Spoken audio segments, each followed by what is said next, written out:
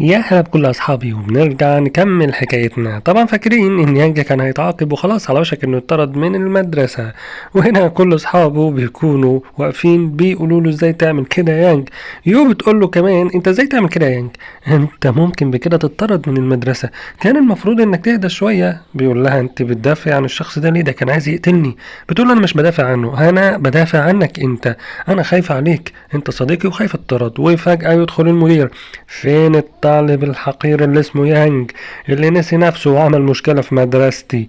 كل الطلبة هنا اللي بيكرهوا يانج بيقولوا ده إنسان ملوش لازمة معانا، ده فقير وكمان متكبر وغبي وكمان بيعمل مشاكل وبيأذي الطلاب، ده المفروض يطرد يا حضرة المدير، ده وجوده معانا أساسا خطر على المدرسة والأكاديمية كلها وخطر علينا. وهنا المدير بيقف قدام يانج ويقول له أنت يا حقير يا اللي اسمك يانج اطلع بره مدرستي. يانج بيقول له أنا مش طالع ومش هخرج من هنا. بيقول له اطلع والا هتندم. في اللحظة دي بتتدخل يو بتقول له يانج ده إنسان كويس جدا على فكرة حضرة المدير، هو بس كل اللي عمله إن هو كان بيدافع عن نفسه.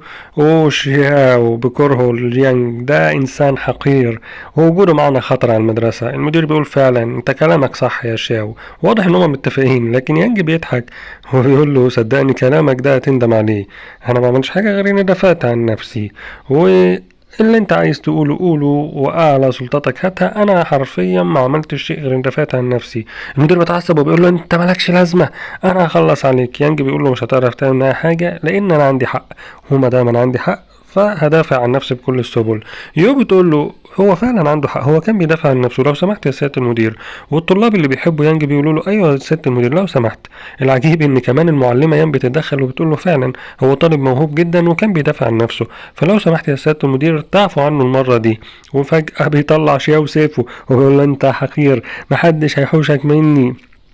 لكن فجأة بتظهر ايد من العدم وبتمسك السيف بتاع شياو، وبيكون ده مرسول من نقابة الكيميائيين الامبراطورية. وهو بيقول سيادة المدير السيد يانج ده يعتبر أحد أهم أعضاء نقابة الكيميائيين وما ينفعش معاقبته. وقبل ما يخلص كلامه بيدخل مرسول من نقابة المحاربين. سيد مدير المدرسة لو سمحت، السيد وو شانج بيدافع عن السيد يانج وبيقول إن هو عضو مهم في نقابة المحاربين، لو سمحت معاقبته ما تتمش بالطريقة المهينة دي.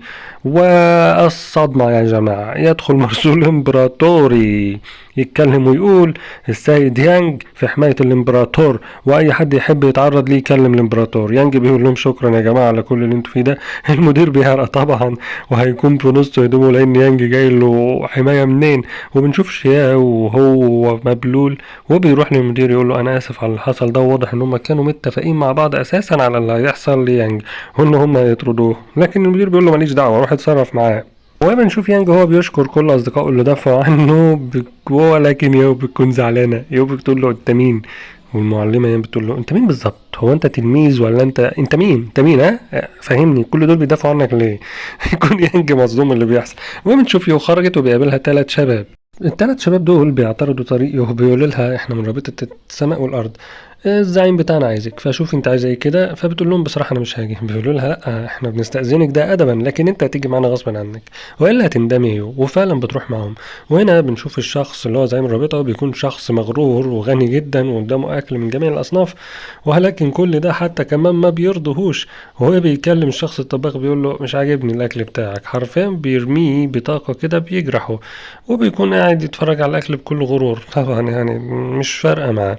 وبنشوف يو دخلت عليه بيقول لها اقعدي يا يو انا محتاج انك تاكلي معايا شويه، بصراحه انا بحب اكل معاكي. لكن يو بتقول له انا اسفه انا جاي بس عشان اسمع طلبك وبعد كده امشي انا مش محتاجه اكل بصراحه. لكن هو بيكون شخصيه مريضه مجنونه حرفيا، بيضرب وبيقول لها لما اقول لك كلي تاكلي يا يو، ده احسن ليكي يقولك كل، فاهمه ولا لا؟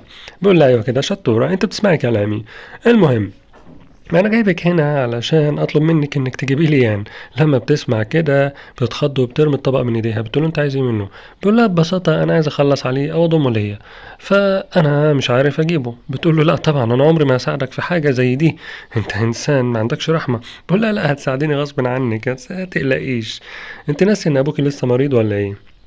لو عايز ابوك يكمل حياته ويعيش فهاتيلي يانج، لو عايز حاجة تانية فبسيطة سهلة عليا جدا وانت عارفة انا اقدر اعمل ايه. بتقول له طيب وبتخاف منه جدا بس يعني اهدى شوية وسيبني اديني بس فرصة. بيقول لها النهاردة ايوه أنا هستناك النهاردة يا يو. ايه رأيك بالليل تكوني جبتيلي يانج؟ يو بتروح جنب يانج وبتكون خايفة جدا، ويانج بيلاحظ ده، بيقول لها مالك انت ليه عاملة كده، مرعوبة ليه كده؟ بتقول له انا مفيش حاجة فيها يو، انا بس خايفة من المسابقة بتاعت بكرة، انا يانج انا اسف انا، وبتتلخبط وما بتبقاش عارفة تتكلم. بيقول لها في إيه يا بنتي، يا بنت انا يانج يا بنت، يو ده اسمك انت. بتقول له قابلني بالليل، قابلني بالليل في الغابة يا يانج لو سمحت عشان خاطري. وبنشوف المشهد هنا بيتغير، وبنشوفهم وهم واقفين مع بعض في الغابة. يانج بيقول لها المنظر هنا جميل جدا على فكرة، الغابة جميلة بالليل، لكن يو بتكون وشها متغير وخايفة ومرعوبة وحاسة بالقلق، وبتقول في نفسها يانج ده ساعدني كتير، وبتاخده وبتهرب، حرفيا بتشده وتهرب. لكن هنا بيظهر 3 مقاتلين. هي يقول لها رايحة فين يا حلوة، احنا جينا. اوه يانج بيدوهم ضربة حرفيا بيدعكهم في الارض. بيظهر جاي هنا هو بيسقف وبيقول ايوه كده، هو ده الكلام، هو ده يانج اللي انا اعرفه. يانج بيقول له انت مين وعايز ايه؟ مم. بيقول له ببساطة أنا اسمي جيا، أنا قائد رابطة السماء والأرض، وأنا عايزك تنضم ليا. إيه رأيك يا يانج؟ أنا عايزك تكون أحد أتباعي وأهم رجالتي، وهخليك المقرب ليا، وده هيفيدك كتير جدا. لكن يانج بيقول له ما يهمنيش، انت لا تهمني، لا انت ولا اتباعك ولا مجموعتك كلها. جاي بيقول له خد بالك من كلامك عشان ما تندمش عليه، انت ما تعرفش انا مين. يانج بيقول له تعالى مفخلك يا حبيبي، انت برضه ما تعرفش انا مين. جاي بيقول له هنشوف، هديك فرصة 3 ايام، فكر يا يانج عشان ما تندمش. ويانج بيمشي وما بيهتمش بيه. يو بتقول له انا اسف على اللي حصل ده، هو هددني بابويا وانه ممكن يتخلص على عيلتي. قال لها فكرت تخونيني بدل ما تقولي لي احميكي، وانت عارفه ان انا اقدر احميكي. لكنها بتعيط وبتقول له انا اسفه، ارجوك سامحني يا يانج، انا ما كانش قصدي اعمل كل ده. بيمسح دموعها ويقول لها ما يهمكيش ولا تخافي من اي شيء، انا عارف ان انت كنت مضغوطه وخايفه من الشخص الحقير ده. وبنتنقل للمسابقه، وبيكون يانج داخل المسابقه ومستغرب من عدد الناس وكميه الناس اللي موجوده، ولكن فجاه بيتفاجئ بشخص وراه. الشخص ده اسمه جيانج، وبيقول لليانج ازيك يا صديقي عامل ايه. طبعا هنا هتتعامل مع ناس من اعلى الفئات في المجتمع واكتر ناس ثراء. يانج بيقول له ما يفرقش معايا، ما يهمنيش حد. بيقول له كمان وهتقابل اقوى المقاتلين، فخد بالك من ده برضو يا يانج. يانج ما بيكونش فارق مع اي حاجه، بيقول له عادي يعني ايه المشكله، ولكنه بيلاقي يو ومعاه شخص، وده بيكون ابوها، وهو اسمه القائد لينج سوانج.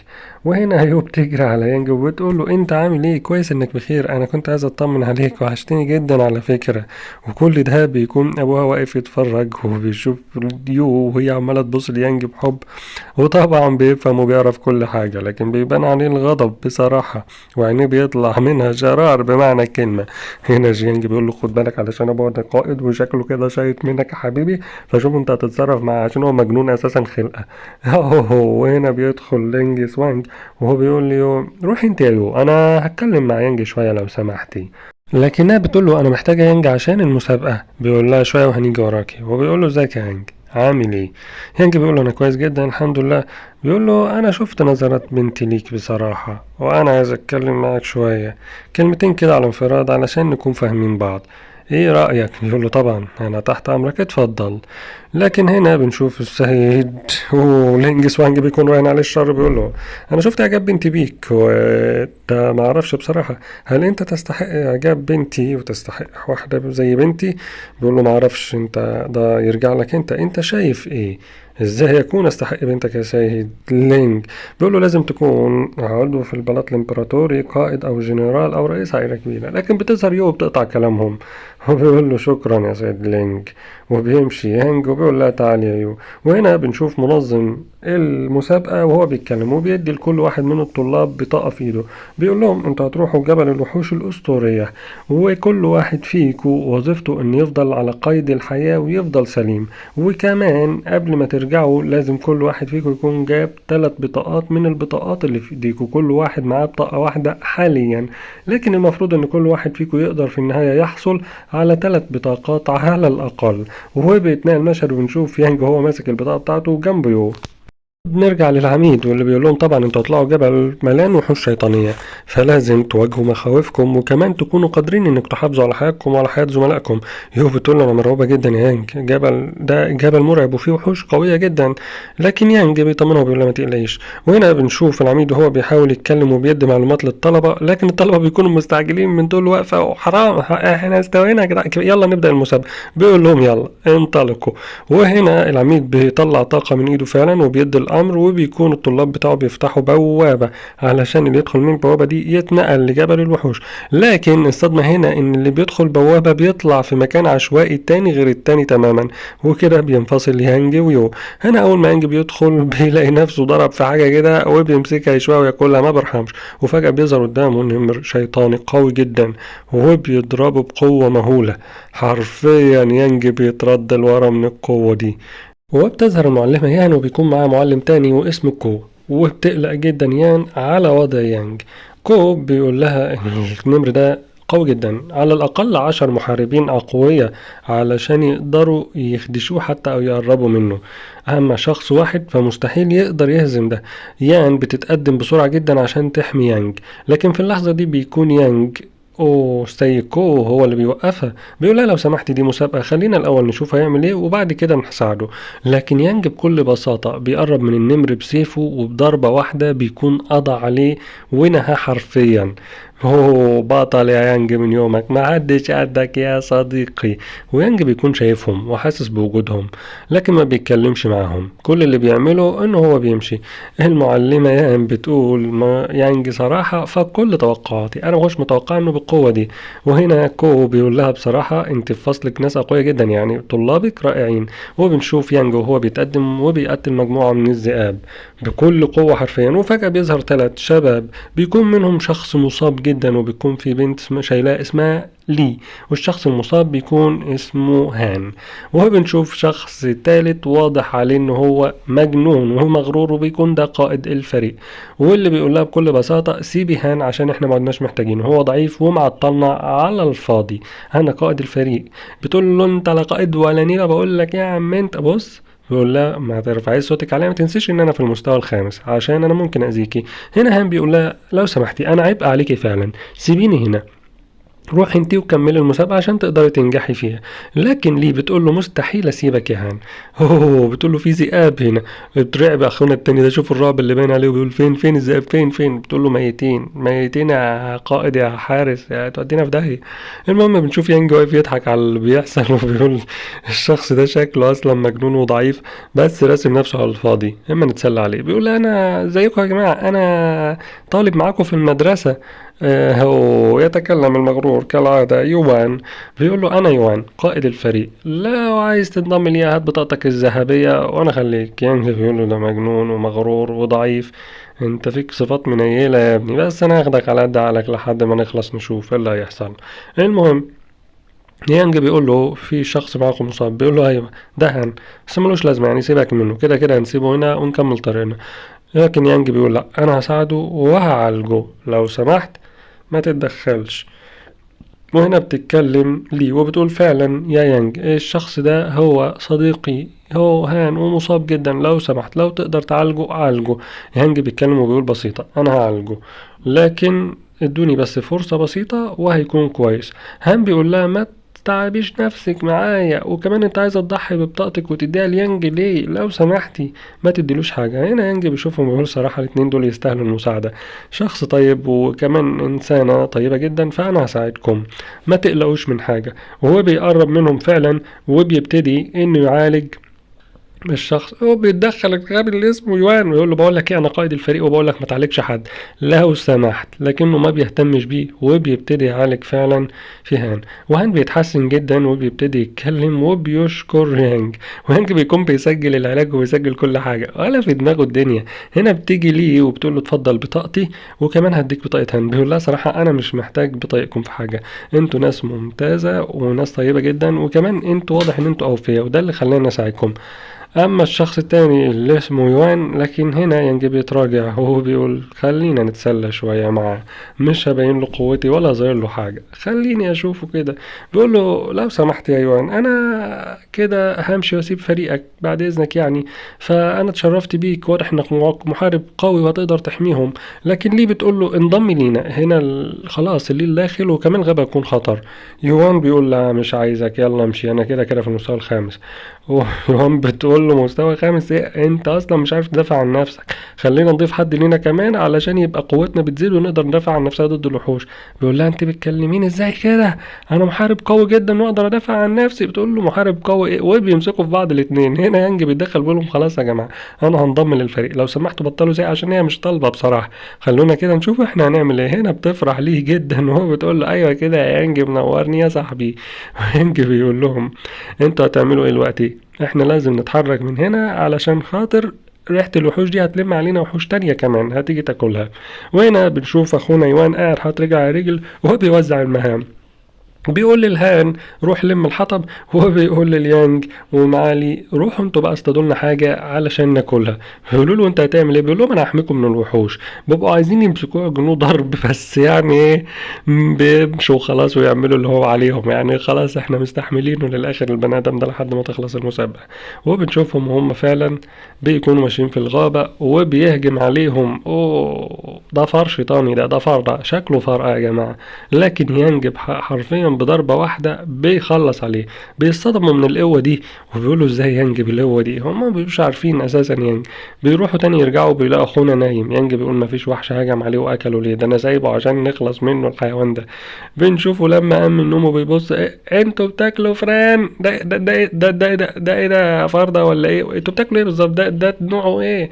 انا لا يمكن اكل حاجه من القرف اللي انتوا بتاكلوه ده. يانج بيقول له ببساطه احنا في الغابه، لو ليك شوق تعالى، مالكش خلاص هقعد موت. لكن بعد كده في لحظة بنشوفه وهو عمال ياكل يا عيني من كتر الجوع، وبياكل ما بيهموش حاجة، وهو بنشوفهم ماشيين تاني في الغابة. هنا بتكون لي متضايقة جدا من يوان وبتقول له انت قائد الفريق ليه؟ انا مش فاهم انت اصلا حاطط نفسك قائد علينا ليه؟ بيقول لها عشان انا الاقوى في وسطكم، انا محارب من المستوى الخامس واقدر احميكم، انا اقوى واحد فيكم، يبقى طبيعي اكون القائد. انا زي قوة كده، تعرفوا اللي هو المحارب اللي اسمه ايه ده، لاو ده، انا زيه. يانج بيضحك عليه بصراحة وبيقول له يا سلام، ده انت كده قوي جدا، انت المفروض تكون معلمي. ويانج كان اصلا دغدغ لاو قبل كده. بيقول له ما تقلقش انا هكون معلمك. لكن دي بتضايقه وبتقول هو يانج ماله ضعيف كده، ازاي يخلي شخص حقير ولئيم زي ده معلمه؟ ازاي انت يا يانج تقبل ده وتكون بالطريقة دي؟ انا صراحة ما توقعتش كده. لكن فجأة حد بيضرب عليهم وهنا يانج بيشيل ليه وبيحميها من الضربة اللي بتحصل دي. دي بتقول للشخص اللي ضرب عليهم الطاقة دي انت ازاي تحاول تقتلني؟ انت مجنون ولا ايه؟ انت ازاي تعمل كده؟ بيقول لا ما يهمنيش بصراحة، انا جاي علشان اخد بطايقكم وامشي لو عايزين تفضلوا سلام. شوفوا رأيكوا ايه. بيقف قدامه يوهان وبيكون محروس. يوهان بيقول له هو انت لين تشين من عائلة تشين؟ بيقول له ايوه برافو عليك شطور. لكن يانج بيقول لهم انتوا بتعملوا ايه؟ انتوا مش عارفين ده مين؟ ده المحارب يوان من المستوى الخامس، من اقوى المحاربين في مدرسة النجوم. انتوا شكلكم ناويين النهارده ان انتوا تضيعوا حياتكم، حافظوا على حياتكم وامشوا من هنا. يلا اخويا يوان شوف الناس دي بتعمل ايه، يلا كده انا عايزك تضربهم وتخلص عليهم. لكن هو بيكون مبلول حرفيا وخايف ومرعوب. يقول له انت بص سيبني في حالي يا يانج عشان خاطري، بطل انت بتعمل ايه؟ انت بتعمل ايه يا يانج؟ بيقول له انت، انا فاهمك يا اخويا، انا عارف انت بتعمل ايه، انا عايزك تعلمهم درس مهم جدا. انا هاخد هان وليه وهنبعد بعيد عن ارض المعركة اكيد عشان قوتك هتظهر. تبعد فين يا حيوان؟ اوه لكن بنشوف يانج فعلا اخدهم ومشى. وبيكون يوان مبلول وفي نص دمعة حرية مش عارف يعمل ايه. بيقول للين لو سمحت يا لين سيبني في حالي ارجوك. لكن لين بيهجم على هنا. يوان بيحاول يدافع عن نفسه بيقول له انا محارب من المستوى الخامس ازاي تضربني؟ لكن بنشوفه يا عيني وهو ممسوح بالارض. وبنشوف لين وهو بياخد البطاقة بتاعت يوان وهو بيدور على التانيين. لكن يانج بيكلمه بيقول له ايه يا معلمي انت ازاي تتضرب بالطريقة دي؟ بيقول له بس يا حيوان انت السبب في كل اللي احنا فيه. هنا لين بيقول لهم انزلوا لي هنا.